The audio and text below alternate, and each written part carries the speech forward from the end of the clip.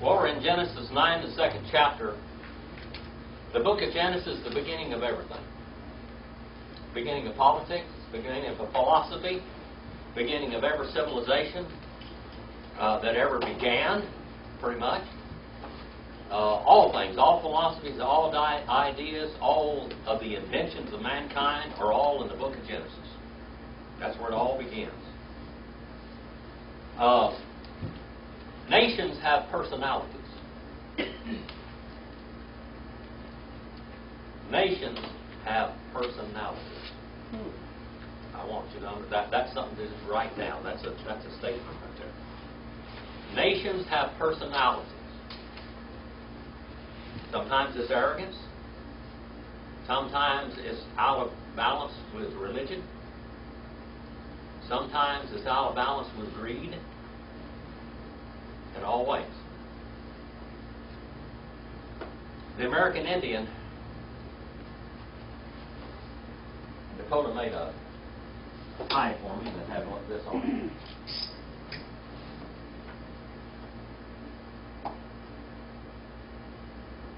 That's what's called, what do we call that?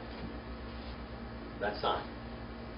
It's the ancient cross, by the way. You see this 2,000 and 3,000, 4,000 years ago. Right. You know what that is? Medicine wheel? Medicine wheel. I wrote a story on medicine wheel one time. Medicine wheel is 4 directions. The Indians, when they prayed to 4 directions, not to 4 different deities. That reminded them what to pray about when they turned to the direction. When they prayed to the north, and this is the problem with humanity. Humanity is always out of balance. Period. It's out of balance. They pray to the north and pray for understanding and knowledge and wisdom and for God to renew their mind. They pray to the east and said, help me remember that you are the creator. Every morning when the sun comes up, you are the God that makes it come up. Turn to the south and say, help me to have compassion for my brothers and always remember them when they're in need and not to be selfish, so selfish that I don't share what I have. Then they turn to the west, and all of these have colors, by the way. Okay? White, orange or yellow, green, and black. Why would west to be black? All right, they turn to the west, and they look to the west, and they say, God, Wakantaka, they say, help me remember that every day is a gift. All of us die. We all go into the blackness and darkness, and we cross over to the other side. Help me to live this day like it was my last day. And of course, then they look up to the sky, where God's abode is, and all the time they're doing this, they've got their pipe. The pipe, the peace pipe, that was an altar. When they put that pipe together, they prayed, and they asked God's presence. They would touch the pipe to the sky, and then touch it to the ground, and then put it up. That's balance. Arthur Custis. Now, that's what we're going to study now, is this problem that mankind has with extremism. Okay? Arthur Custis, in his Noah's 3 Sons, he writes this. Now remember that nations have personalities. Every nation has a personality. What is true of the individual, history therefore has shown to be true of whole cultures. What is true of an individual, the founder of that nation, is true of the whole culture. Okay? Nations have personalities. There are those who argue strongly against this concept as food for racism. Okay? Nevertheless, the existence of module personality, the idea that there is recognizable English, French, or Chinese stereotype can be forcibly argued.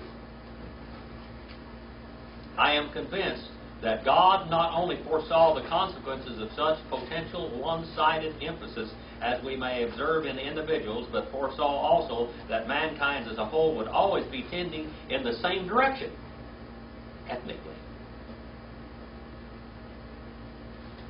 And I believe that God took special steps to control this tendency. The tendency of racism? Yes. And elitism. Every group, every nation thinks it's elite, it's right. Okay? While the human experiment was being conducted, God's object was to prevent society from becoming completely oriented toward one exclusion of all other. Even two things to the exclusion of the third. And my belief is that he did this by allotting to each the three sons of Noah a specific responsibility to human welfare. All right? A responsibility which was to belong not merely to Shem, Ham, and Japheth as individuals, but to their descendants, the Semites, the Hamites, and the Japhethites. To Ham was allotted responsibility for man's physical well-being. The provision of a sufficient margin of dominion over the physical world to set him free from the constant need to fend against hunger, cold, heat, storm, disease, and all the other natural challenges within the margins of safety to leave him with some free energies. When you have to work every day from morning till night just to survive, that's not a very good existence. To Japheth was allotted the responsibility for the full development and full exploration of man's mental capacities, a kind of intellectual dominion. And to Shem was allotted responsibility for man's spiritual development. Out of the family of Shem would arise a unique way men would be concerned with man's religious needs, and some of these men founded false religions.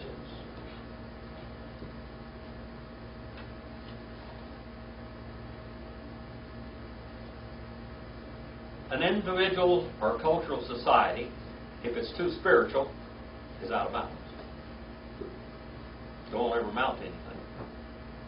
If it's too materialistic, it won't amount to anything because it'll be nothing but founded on greed.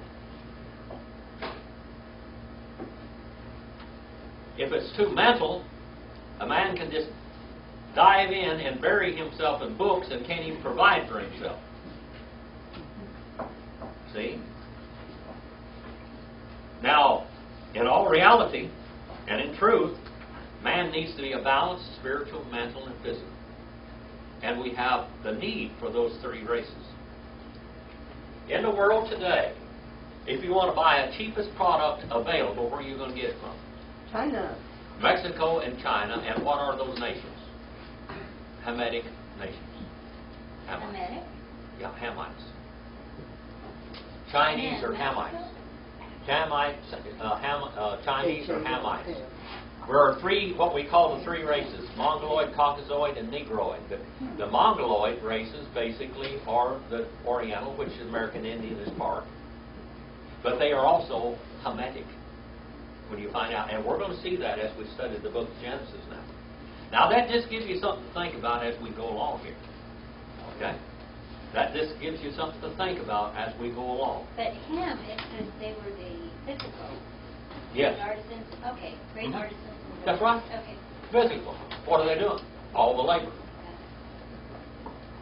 All right. And still in the world today, the cheapest labor is among the Hamitic nations, which is the Philippines, Indonesia, China, Taiwan, Japan, all of these Hamitic nations. All right. Okay. And they invented everything that was ever invented initially. And they're pretty much all third world countries. That's right. China, I guess, is that third world. Okay, we're going to get into that a little more. The Hamites, wherever they went, they blazed the trail for the rest of them to follow. The Hamites went out, and the further you get from the Middle East, from the Fertile Crescent, the further you get from there, the more primitive the culture.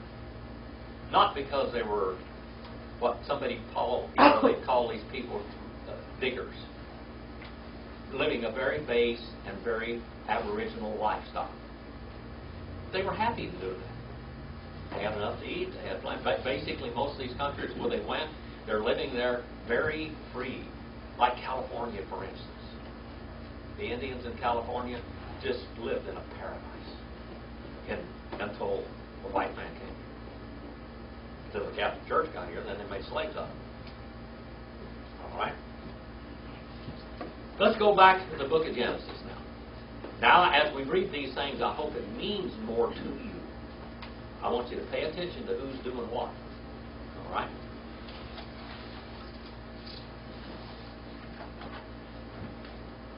Yumov Achem. That's 9 in verse 2. Yumov Achem.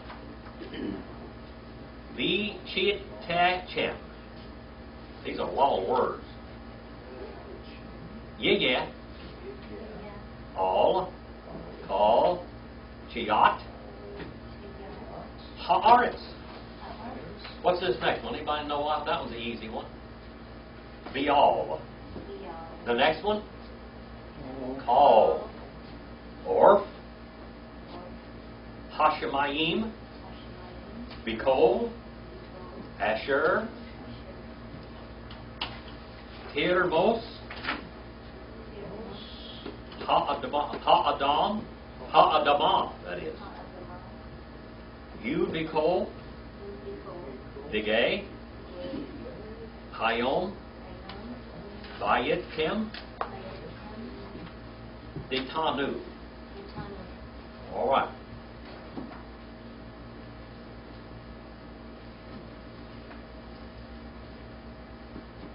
And the fear of you. Now, at the very point that animals became food, what we call on the lower links of the animal kingdom, you know, what we call the lower food chain.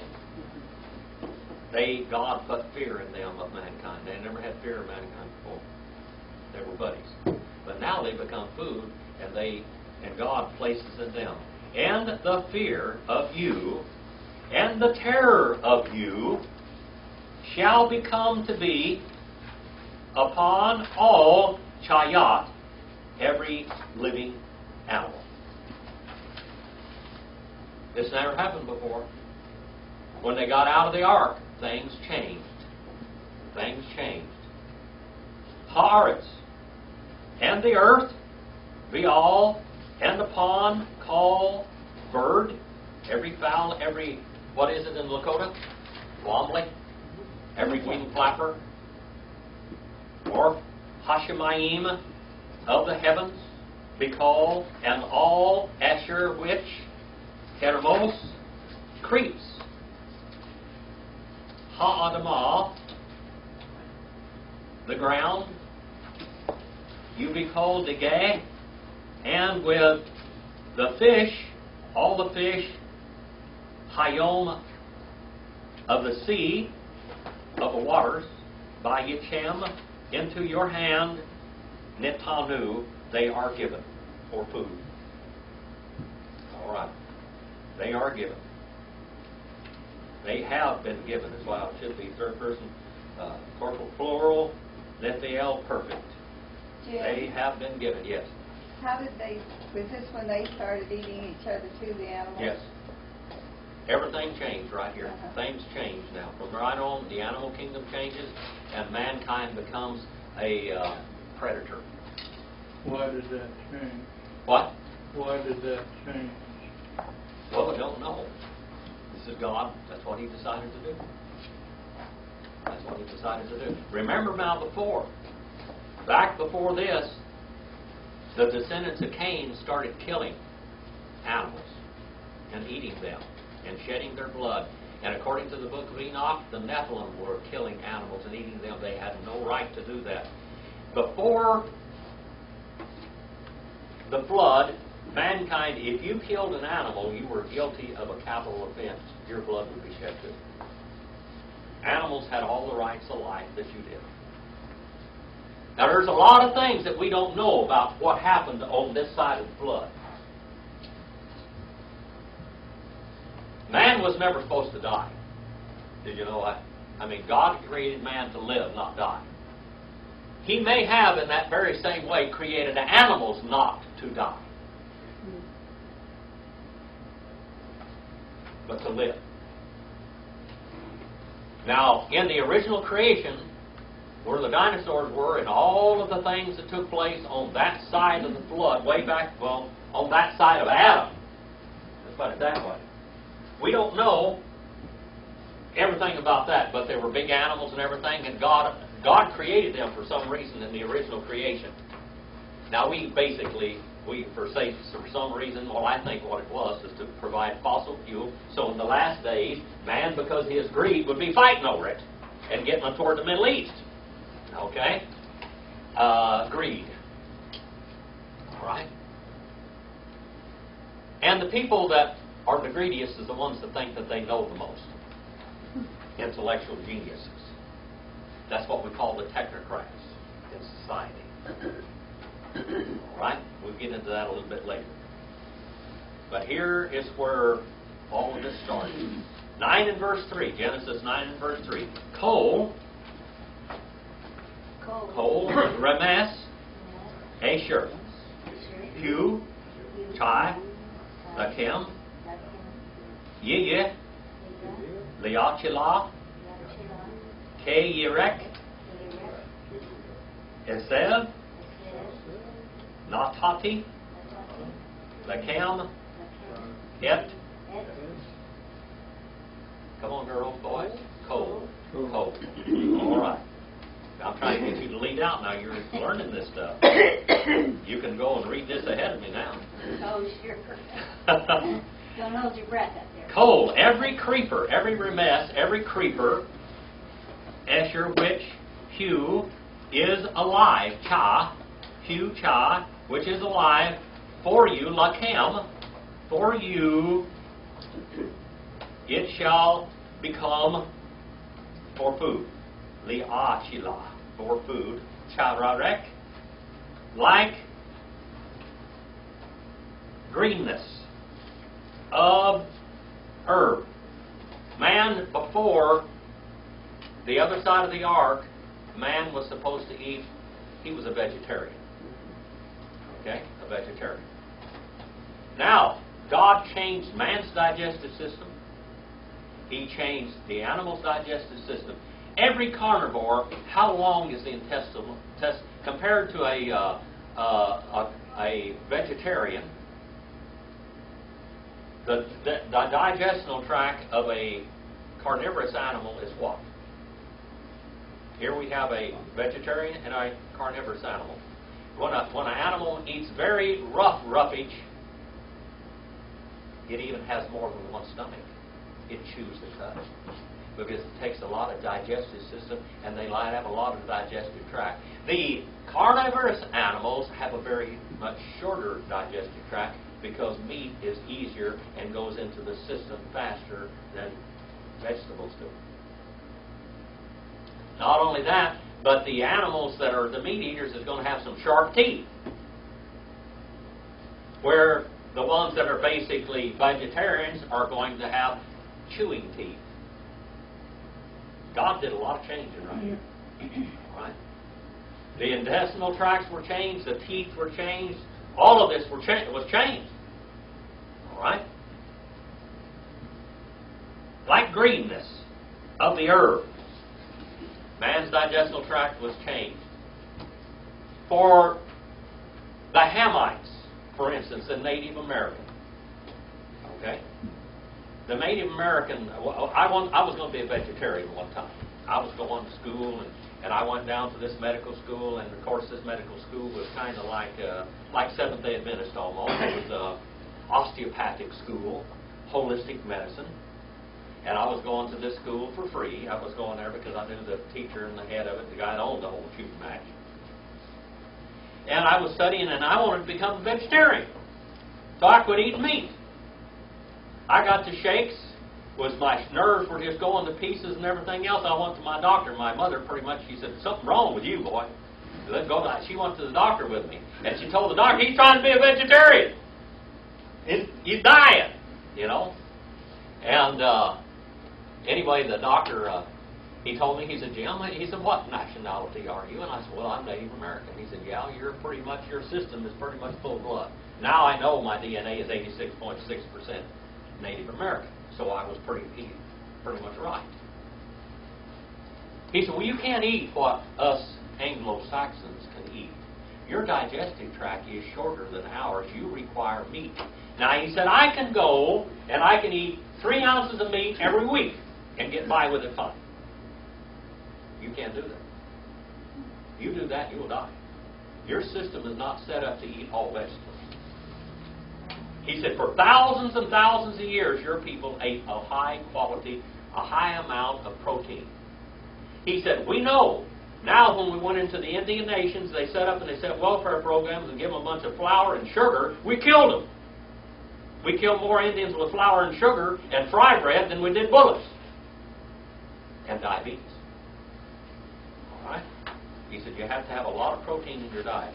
He said, go out. He gave me a vitamin B shot. Now, he said, go out and eat a big steak and eat the fat with it. And he said, you're going to feel a lot better. Well, I did, and I felt a lot better. I spent my little 2 years of being a vegetarian there and almost killed myself. Well, I learned something from that. Right there. Different people, different kinds. In the grave sites in Egypt and different places, you can tell what the people, what status of life they were because of the teeth. If they were poor people, they ate very coarse grain, barley, and it wasn't even clean, and their teeth were worn down. The richer they were, they ate meat and all that kind of stuff. They usually lived longer, and and their teeth weren't wore out as much. Just thought I'd throw this in there as we go along so you can understand all of what's going on here. There's more than meets the eye in here. I mean, you've got to study history and medicine even a little bit before you understand what's going on. How many of you knew a carnivorous animal had a shorter digestive tract than a vegetarian? God did a lot of change in people. If I had have known that, it would never have occurred to me that people differed in that matter. That's right. People differ. Why do blacks, the Hamites, the Mexicans have a high problem with high blood pressure and everything? Because of their drastic change of their diets. It's killing them. Their diets are killing them, for one thing. Some of it's genetic, but they were never designed to eat the food they eat today. That happened in the last 300 years or something. And they have completely killed themselves. The American Indian was living 120 years before the white man came to this continent. Some of them might be 150 years old. They lived a long time. There wasn't any disease, for one thing. This was like a paradise over here. They had plenty to eat, everything, whatever. They lived a long time. And they were living off the land, and they were living with what their system told them to do. Okay? And they tried to live a balanced life also. That was one thing. They had enough Japhethite blood in them to have a little understanding about that. Enough spiritual blood in them to get a little bit of that. Let's go on now. There, I have given to you all. I've given to you all the animals and all of the herbs to eat. All of it is yours. Have at it. Have a feast. Okay? Of course, the poor animals, I'm sure they didn't like this idea very much. The only thing animals were used for and killed before that was for sacrifices that typified the Messiah that was supposed to come. Always the Messiah was, after Genesis 3:15, the Messiah was ahead. Okay? 9 and verse 4. Ak. Basar. Ben-Nafsho. Davo. Lo. Tochilu. But flesh. Basar. What's the Greek word for flesh? Sarx. The Latin? Carne. We're learning several languages at once here. Okay? But flesh. With its soul. The nephesh. Look at that word nephesh in there. Be-na-feshu. With its soul in it. Flesh with its soul in it. You know, the Orientals, they have some real weird ideas. They want to eat animals and swallow them while they're still kicking and moving. Did you know that? They want to eat live things. They'll eat live snakes, live fish, and all kinds of stuff. Well, look at here. You know, in the colleges when I was young, when they were going into colleges, well, even the 20s and 30s and 40s, they were doing that. They were doing what with the swallowing goldfish, live goldfish. Yeah. God said that's wrong. But flesh, by nafeshov, with its soul, its blood, tamuf, with its blood still flowing. I always wondered what that meant. All right. What makes its blood still flowing? Yes. The animal's still alive. Yes. Not only that, the Jews have kosher meat factories, don't they? Packing factories. What they do in a kosher meat factory, you kill the animal and you drain its blood. It's dead when it hits the chopping block. Now this may disgust you just a little bit, but they're killing animals and butchering them while they're still alive. Did you know that? They don't even shoot at these slaughterhouses. They don't shoot cattle anymore. They shock them, and they cut their throat, and they're butchering them so fast that their meat is still quivering and they're bruised, and you'll see the blood in the flesh when you even buy it in the packages. In the chickens, the same way. The pigs, the same way. Don't bleed them out. No, they don't bleed them out, and they're not even dead when they're butchering them. A kosher meat packing place kills the animals, and they're hanging dead when they start cutting them up. They cut their throat, and they're dead. You don't really realize, but see, this is wrong. But it saves money to do that. These dairies out here were cutting their cows' tails off so they wouldn't have to wash their tails before they milk them, because they won't have any. But they couldn't swat the fly, and they just made a law this year so they don't have to cut, so they could not cut their tails. So go out there on Bear Mountain Boulevard, you'll see down there cows with tails this long. That's brutality. Okay? So now they can't do that? No, they can't do that. All right? For years, it was against the law. And to nerve horses' tails or to kill their tails or something so they wouldn't switch. And in tails, they didn't want a show horse out there with his tail swishing. They called the tail ringer. They didn't want that so they'd nerve the horse's tail. You know what I'm talking about, Phil? Oh, no, I never heard that before. And that was against the law because it couldn't swat the flies. I never heard this about the thing you're talking about now either. This is something that's fairly recent in our Yeah, that's just happened this year. This year. Leaving them out before they slaughter. Oh, they're doing that the last 4 or 5 years. Yeah, that's what I'm saying. That's fairly recent. The chickens, they run them in on a conveyor belt, and a slicing knife cuts their heads off, and they're already cleaning them before they're ever even dead. They're still. That sounds awful. It's terrible. It is terrible. But it's against the law of Moses, and it's against the law before ever Moses had it. Kosher meat processing makes sure the animals are dead. That's one of the things. That's why a Jew won't eat anything that's not kosher. They want to make sure the animal's killed kosher. Back here in the tabernacle time, when the tabernacle was set up in the wilderness, you couldn't kill a cow at home, or a goat at home, or a sheep at home. If you killed that thing at home, you were guilty of murder. Did you know that? You couldn't kill a goat, a sheep, or a cow, or anything you were going to eat, you couldn't kill at home on the farm, so to speak. You had to bring it there. They cut its throat. They took its blood and gave its blood a burial. Because it was life. Because it was nephesh, life. Animals have souls. I don't care what you say because it says they do. The Bible says it. They have souls. You can't, it says you will not eat flesh with a soul in it.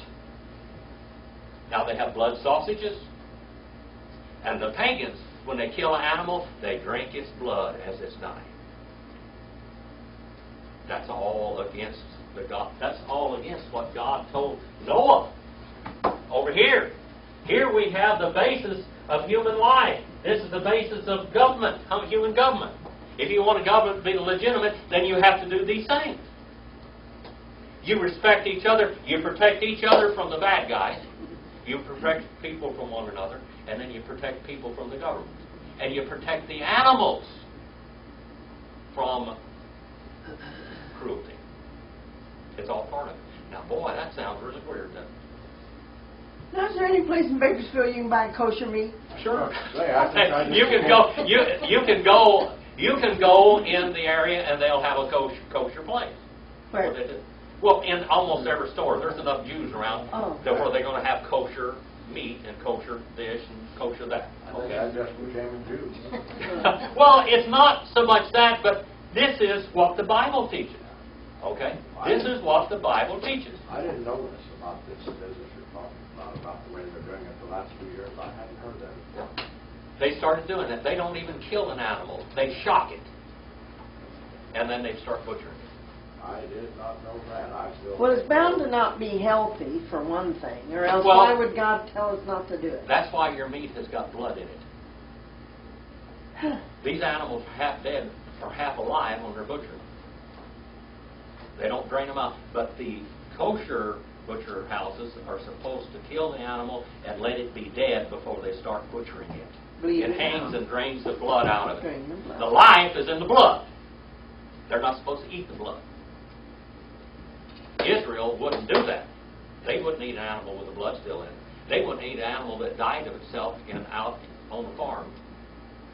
A lot of people are so poor when they find an animal out there, what we call roadkill or whatever, Yeah. but just dies of itself, they'd eat it because they're hungry. Out on the ranges and stuff. You know, I used to watch my dad slaughter pigs, hogs, Yeah. and they hang them up and let them bleed. Oh. I remember watching them. Well, for one thing, the meat keeps better Uh-huh. when the blood's not in it. Let it, let the Yeah. blood, yeah. All right. Now, all of this, this is, but you look at this, and where do these ideas come from? They come from the Bible. Yes. We need to respect all of nature, animal life, because they are individuals of life. Everything that lives and breathes is an individual of life. Now, just because animals before the flood were companions of mankind, after the flood, they become part of the food chain. But still, if they're part of the food chain, you still respect them. Because they have life, blood. Because they have life. Now, the Indians, of course, I'm an Indian. I used to do a lot of writing with it. When the Indian goes out and kills an animal, he hasn't conquered that animal. Basically, I used to be a guide, and I'd go take people up hunting and everything else, and they would shoot a deer, and I usually have to end up killing the deer. But I would butcher the deer out and everything else. All they wanted was the hide and the horns. They didn't care about the meat. I got my freezer was always full of venison all the time. They just want the horns and the hooves and make little ornaments out of them, put them on their walls and stuff like that. Because they got a bigger deer than somebody else got. The Indians, when they killed an animal, well, the Eskimos will give it a drink of water and pray to God, thank you for giving this animal, and it gave us life for us. When I pray, if any of you have ever been to my house, when I pray, I say, Lord, thank you for the food we have and the animals that gave their lives for us. Because they did. But see, it's more than just you need to respect. I wrote a book, an article one time on the food chain and everything else. I said, anybody that eats meat or goes to McDonald's ought to go to the slaughterhouse to see how that food got there. Because it just didn't pop on the plate. It's some life. This is where it all begins, right here in the book of Genesis. Right here is where it all begins. Even though we eat animals, we need to respect that animal because it has a life. It has life in it.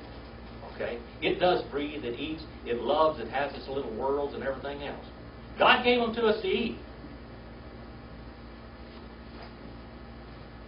But we need to respect them still, like the Jews do. Right now they talk about eggs off of free range. Free ranging out. They found out that the eggs are better and healthier for you that they're raised on free range instead of in some cage. You know, they just made a law this last year where the cages were bigger. That's what that was kosher already anyway. That's what the kosher people did already.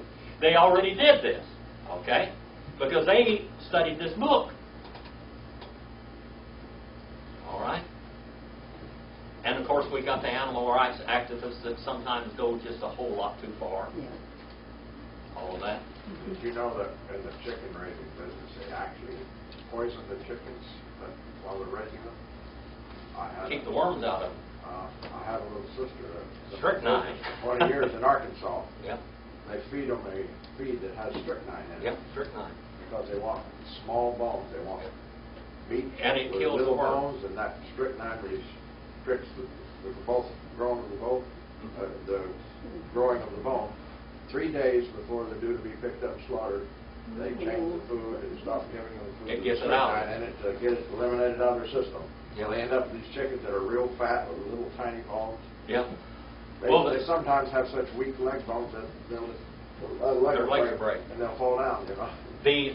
The turkeys that they raise today are so abnormal that they can't even breed. They have to do artificial insemination for the turkeys because they can't even breed. Their breasts are too big to even breed.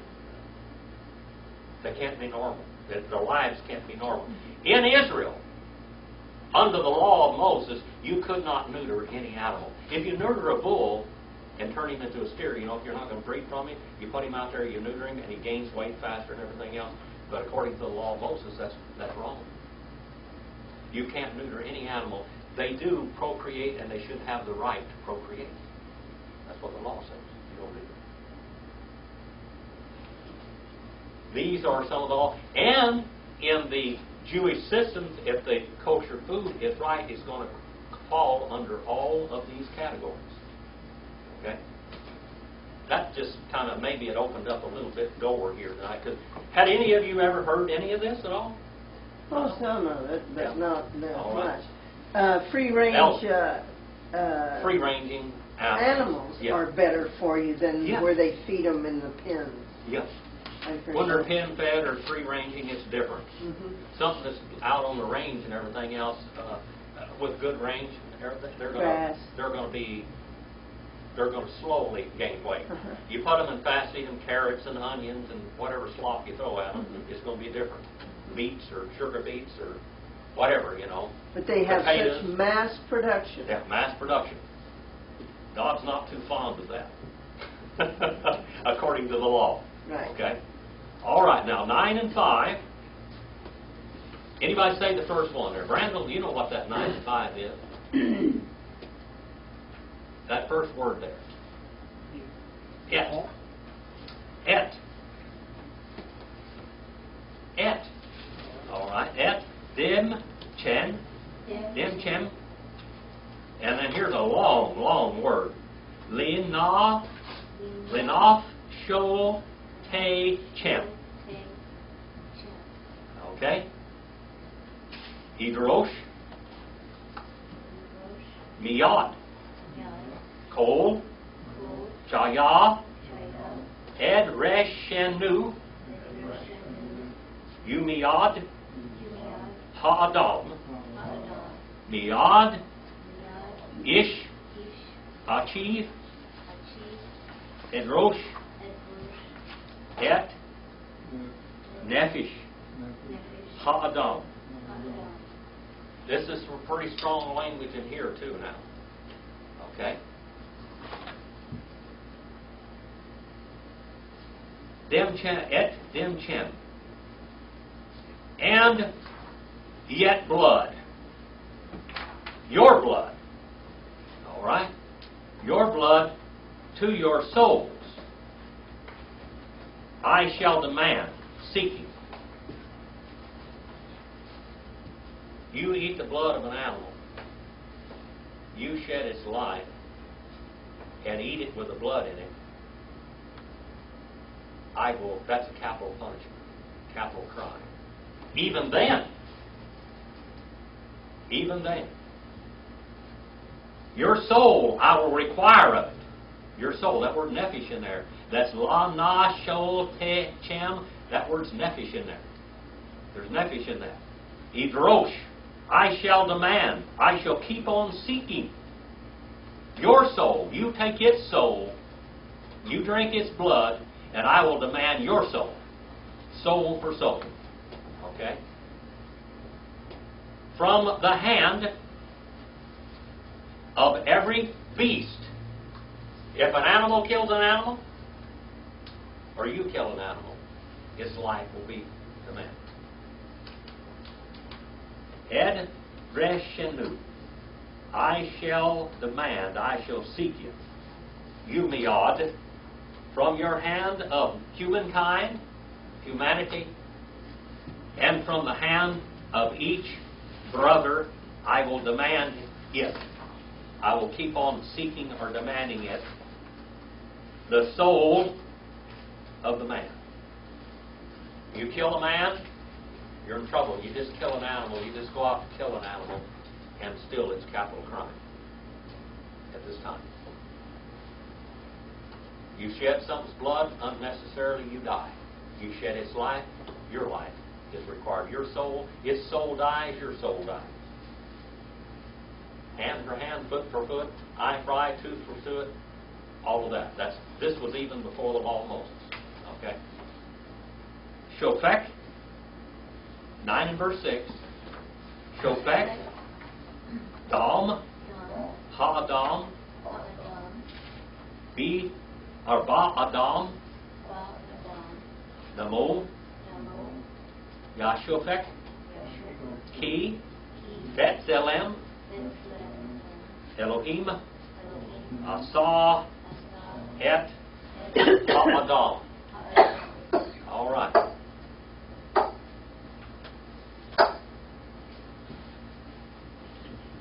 Shofek, the shedder, one who pours out, the one pouring out. Masculine singular, cow participle. The one pouring out, Dam. Dam is what? Blood. All right. Every animal is made up of blood, isn't it? Every living being is made up of blood. You know that even a tree has a certain amount of blood in it?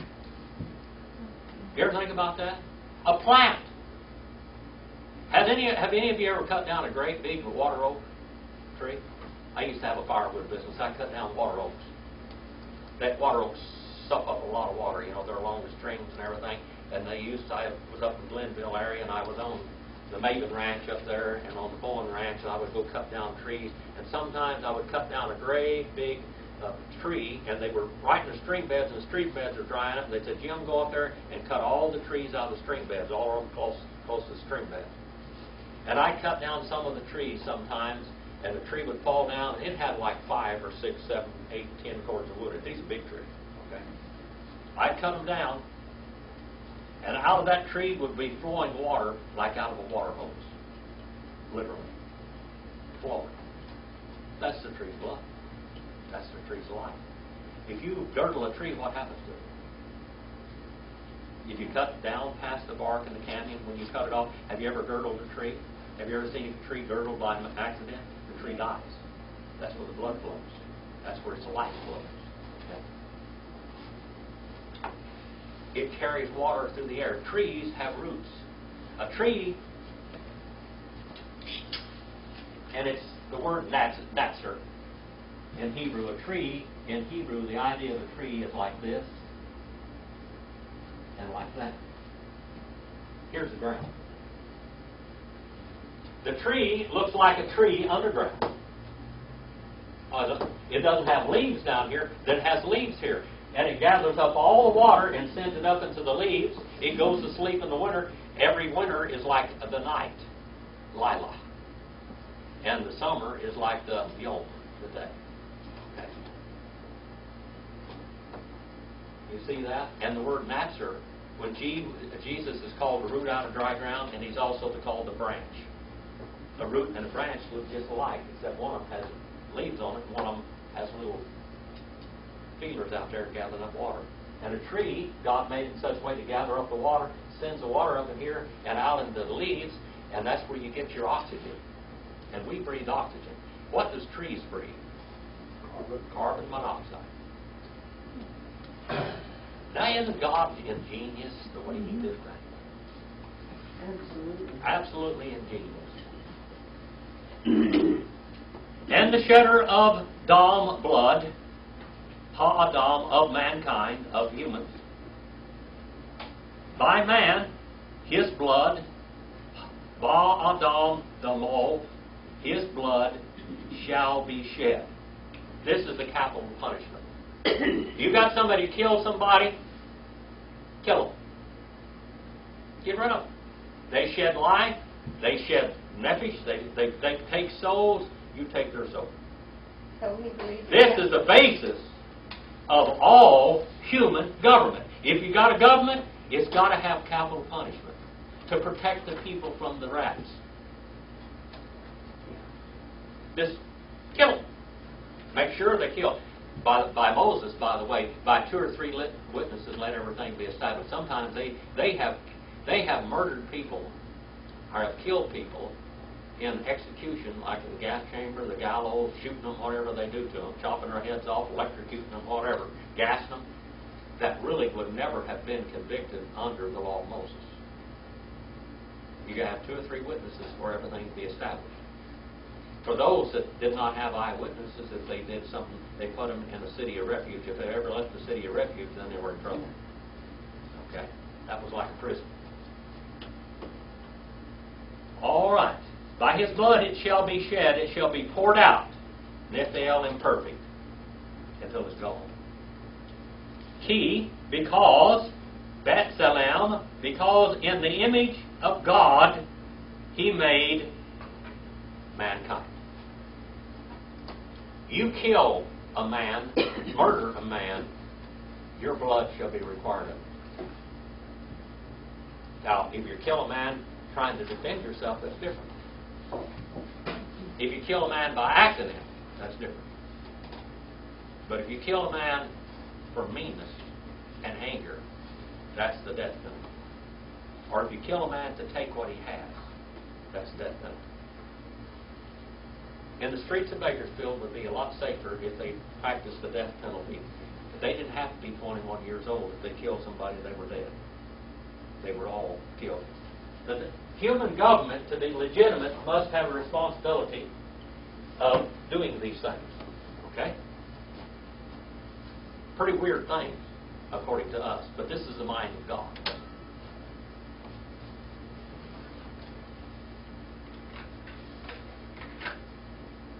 And they didn't We're take into discovering the mind of God. Huh? We're discovering and trailing out and tracking down the mind of God as we do this. We're going to find out God is kind, but also God is just. Right. He wasn't going to put up with his baloney. Right. As simple as that. This verse makes me wonder what the murder rate was before the flood. What? I wanted to say something like that. Say that again, Randy. Makes me wonder what the murder rate was before the flood. Yeah. They were killing. That's why God killed them all. Wiped out all flesh. All right. 9 and verse 7 now. We're clipping along here. Viatem, Peru, Uribu, Shertzu, Va'aretz, Urebu, Va. All right. Are you learning something with this stuff? Some of them might just shake up your whole philosophy and theology and everything else, but this is God. We're chasing the mind of God. Ba'atem, and you be fruitful. Peru. Masculine plural, cow imperfect. Be fruitful and multiply. And multiplying, ye swarm. Look at that, ye swarm. You know what you just swarm? It means spread out in the earth, spread out. Walk your tracks down. This is where the word right here is where it says scatter and multiply. Scatter and multiply. That's what it's saying. Scatter and multiply. That's what mankind was supposed to do. When mankind doesn't scatter and multiply, what does he build? Cities. Cities. Where do you have your highest crime rate? Cities. In the cities.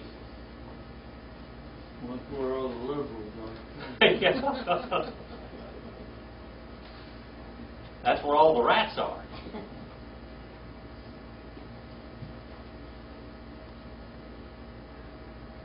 And you be fruitful, multiply, and spread out in all the earth. And and become great and many, multiplying in her. Multiplying in her. 9 verse 8. Vayomer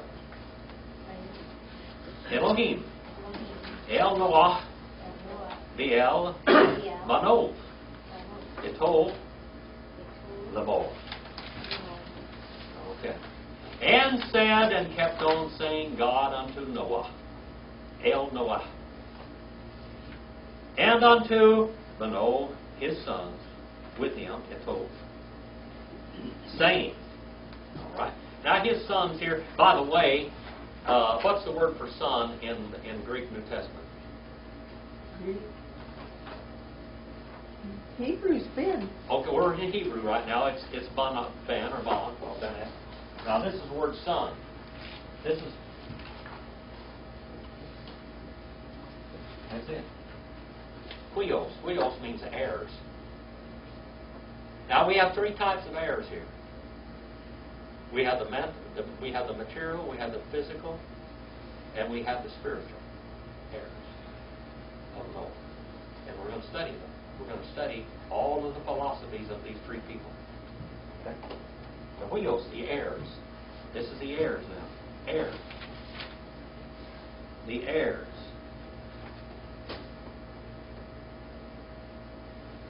Ba'ani, Hine, Mekim, Et, Berite, Itakem, Biat, Zarakem, Acharichem. All right. And I, Ba'ani, and I, Hine, I behold, about to establish, causing to establish, and keep on causing to establish. Anahistemi, that's the word in Greek. Anahistemi. To stand again. My covenant. Et bariti, my covenant, that's a cutting, isn't it? The covenant is a cutting. That's when they took the animals and they cut the innocent animals. The innocent animals is how they established a covenant. Our covenant with God was established by the innocent blood of His Son. All right? The innocent blood of the Son. Itakem, with you, Viet, and Zarakem, and with your seed, Zara, it's sperma in Greek. Acharikem, after you. Methimos, in Greek, after you. Every time a covenant was established, blood had to be shed. I said this morning, but I want to say this a little bit again. Jesus, when He died on the cross of Calvary, it was an absolute necessity that He was crucified.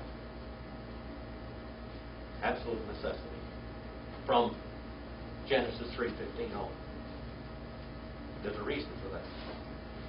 Brother John, when a person is beheaded, does he have the ability to dismiss his spirit when you're beheaded? Who makes the decision when you die? The chopper. All right. If you're impaled and they stab you in the heart, if you're stoned to death, it's the stone that hits you in the head and kills you, or whatever, you know, the one that severs your spinal cord or whatever. They stone with big stone. But you can't dismiss your spirit. You're not in control of when you die. Jesus was in control of when He died. Here, this morning, I talked about in the book of Esther, when they were going to, when he was going to take Mordecai and hang him on the gallows. That's a bad translation. He was going to impale him on a stake. He built a platform 75 feet high, and these Assyrians, these people, were the ones that invented crucifixion. The word was stars. Okay? They took them, and they would grease the stake, and they would take their clothes off and put them out here in public view and set them down on top of the stake, and it would slowly go up through their innards and kill them and rupture inside. They might live 5 or 6 hours, or maybe only 3 hours or something, but it was a horrible, painful, terrible death. but it was a public humiliation also, and they left you there for a while so they could scare everybody to keep you from breaking the law. That would be good around Bakersfield, wouldn't it? Then the Romans came along and they put up the key, like the X in Greek. And they put a hand here, a hand there, and a foot there, and a foot there, and a man would suffer for a few days this way. All right? He wouldn't die instantly. He was going to suffer to death. Sometimes they'd have heart attacks and die of the pain. They'd drive nails through your spikes, through your hand right here, and they'd put a washer on it to keep them tearing out. Then the Romans come up with a towel cross. They even put a seat to set your butt on, and a thing down here to put your feet on, and they drove a nail through both feet and put a washer on down the hole, and they put a nail here and a nail here with your hands out like that. And sometimes people would live 2 weeks on that cross. Suffer to death. Most of them died from suffocation. They were dying from suffocation on this one, so they figured out how to make them last a little longer by putting a seat there. Where they could raise up. Yeah, where they could raise up and breathe. And I mean, it was horrible, painful, terrible death. Okay. So Jesus Christ died this kind of death. He died on that cross. But he died on this cross. Now, they had crucified them just before the first Sabbath of the week. Okay, there was 2 Sabbaths that week. But they crucified them just before the first Sabbath. And it was coming into the Sabbath, and they said, go out and break their legs so they would suffocate. So they wouldn't remain on the cross because it would defile their holiday. Okay? They broke their legs, they couldn't They broke the raise legs up. of the other 2, and they found out that he had already dismissed his spirit. So they took, according to the Jews, the historians, they took Goliath's sword and stabbed him in the side with it because they figured that was powerful. Because this was a holy sword. This is the one David chopped Goliath's head off with, so they had him stabbed. Right? Somewhere in the north, they hid that thing, supposedly. Well, he was already dead. He had dismissed his spirit. Now, if he'd have been beheaded, which they were doing at that time, if he'd have been stoned or anything else, he could not have dismissed his spirit and could not have been in control of when he dismissed his spirit and said, it is finished. Even on the cross of Calvary, there were certain things that Jesus had to do. If they had stoned him, he couldn't have taken the vinegar. He couldn't have said the things he would say, Eloi, Eloi, lama sabachthani, Psalm 22 and verse 1. Basically, that meant the whole psalm. Isaiah 53. It is of necessity that he was crucified and died that day. That day. All right. 9 and verse 10. Viet. Kol. What's the next one? Nefesh. Hachayah. Asher. Ittekem. Baor. Ba-hi-himah.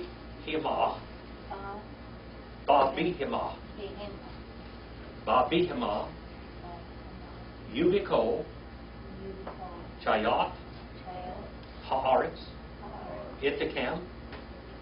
Mikol. Yahtzee. Hativah. Lekol. Chayat.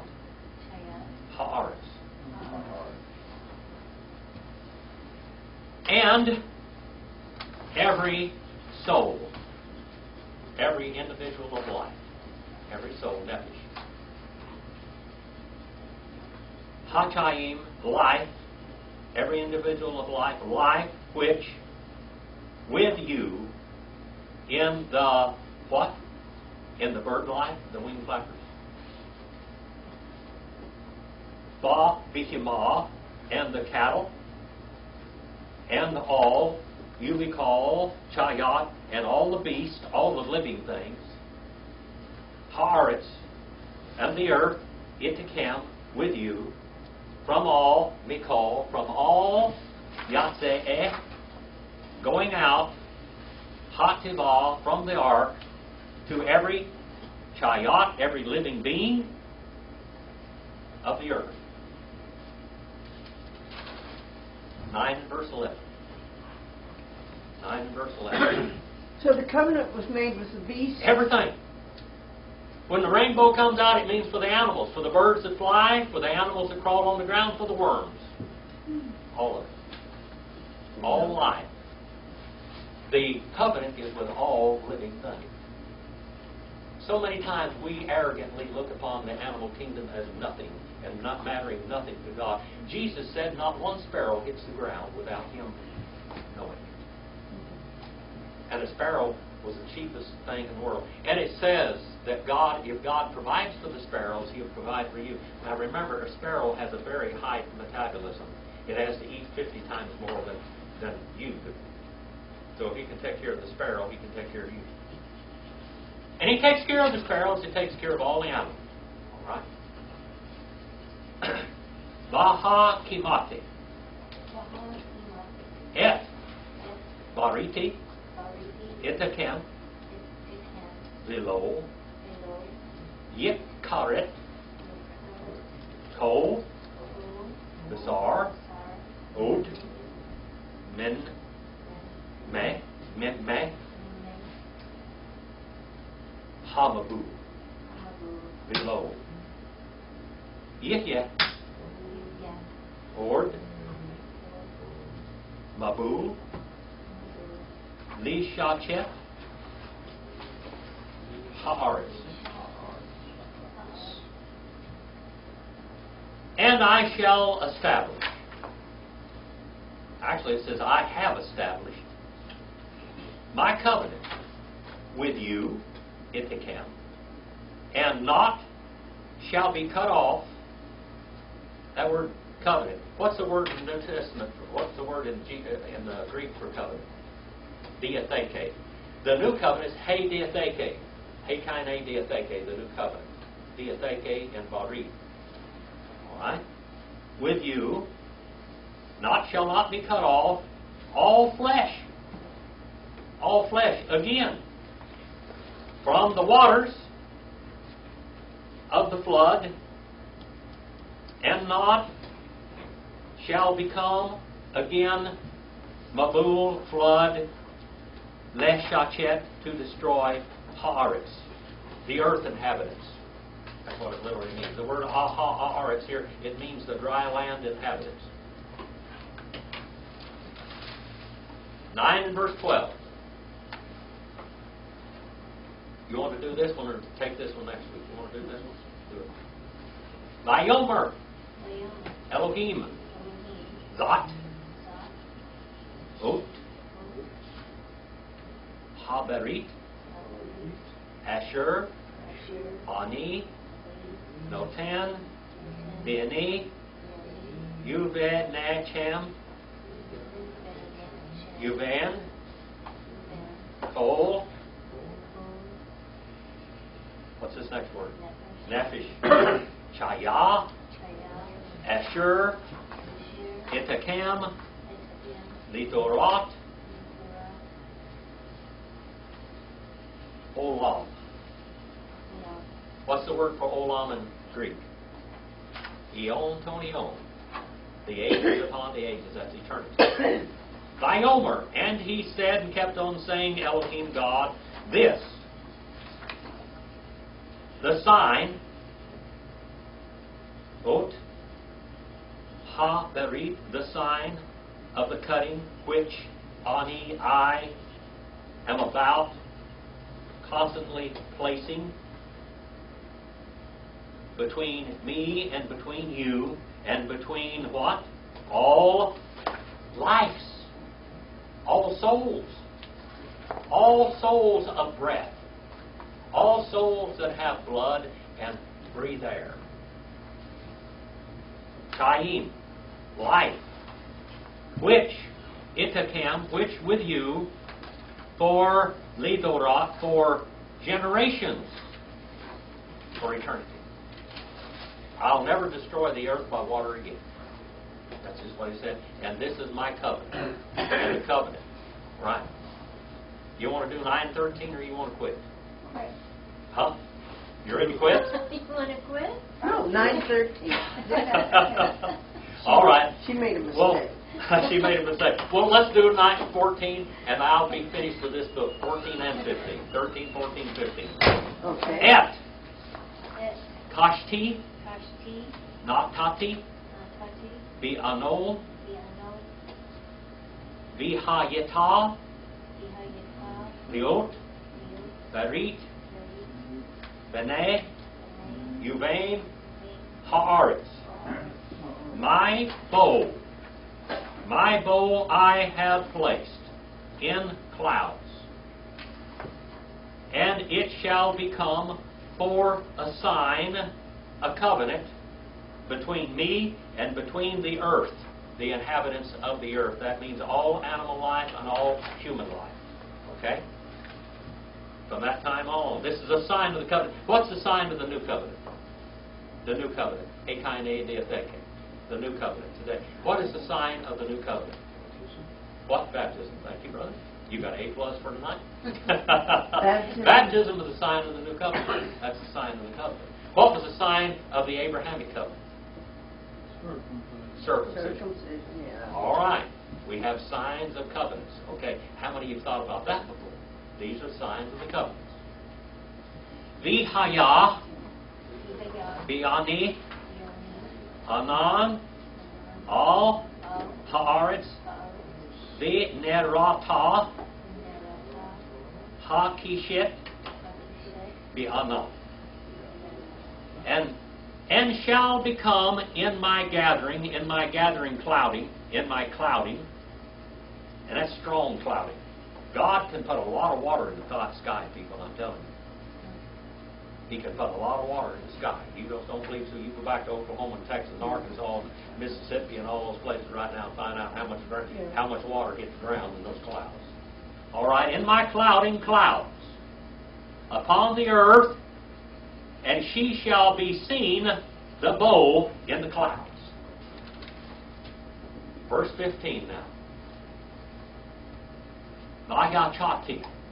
bayachati, Vayachati et et, Bereti bereti, Asher asher, Bene bene, Uvenekem kem, Uvain uvain, Kol kol, Nefesh nefesh, Chaya chaya, Mikol mikol, Basar basar, Lilo lilo, Yeyeh yeyeh, Od od, Hamayim hamayim, Lemabu nenabu, Lishachet lishatet, Kol Basar. basar, Is it Hebrew getting a little easier?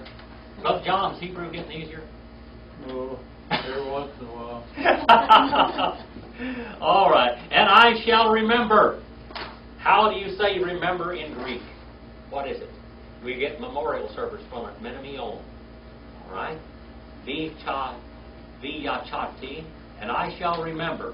I shall cause to remember my covenant, which between me and you, and between every soul, nephesh, chaya, living lives, be called upon basar, flesh, and not yegyah, shall become again hamayim.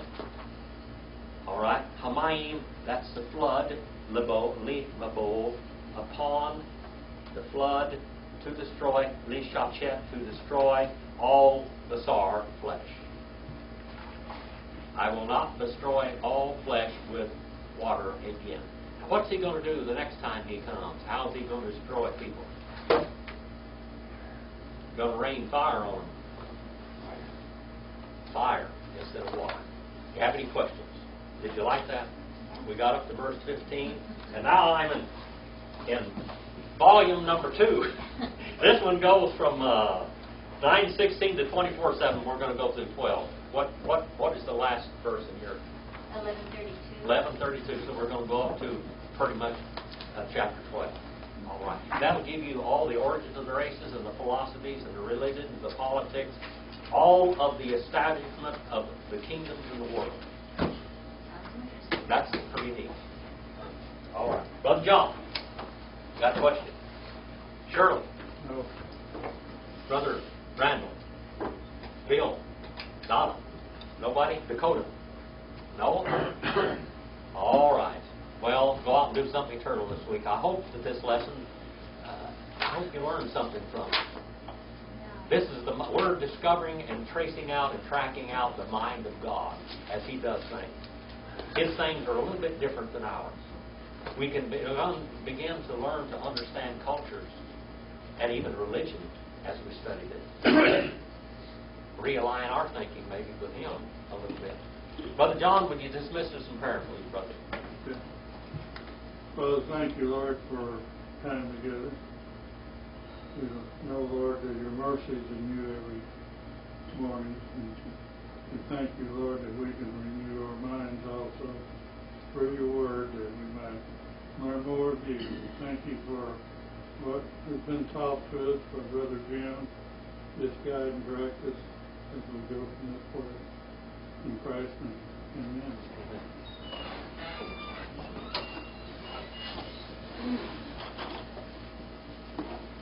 The law